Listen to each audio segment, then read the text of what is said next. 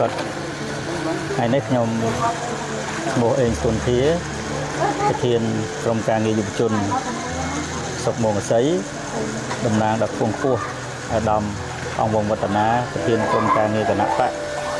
ចុះជួយសុខមងសីនិងអាដាមចិនម៉ាលីនប្រធានក្រុមការងាររដ្ឋាភិបាលចុះមកតាមសុខមងសីបានលោកបានផ្ដើមឲ្យមានការចុះមកជួយរំលែកទុក្ខដល់ក្រុមគ្រួសារសពដែលប្អូនប្រុសឈ្មោះម៉ៅសេរីបានលាចាកលោកទៅកាន់លោកខាងមុខហើយនោះ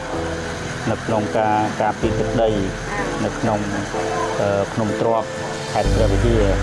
ហើយលោកក៏បានពំនាំនៅបច្ច័យចំនួន4លានរៀលជូនដល់គ្រួសារសពហើយក៏សូមឲ្យវិញ្ញាណក្ខន្ធរបស់ប្អូនប្រុសបានទៅកាន់សុគតិភពហើយក៏សូមជូនពរដល់ក្រុមការងារ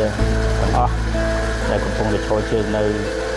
សមរភូមិខាងមុខនេះសូមឲ្យបានសេចក្តីសុខរីកចម្រើនសូមឲ្យពលឹងរបស់អូនជួយតាមថែរក្សាដល់វិរៈកងទ័ពយើងដែលកំពុងតែឈរជើងនៅពេលនេះសូមឲ្យបានសេចក្តីសុខរីកចម្រើនទាំងអស់គ្នាបងណា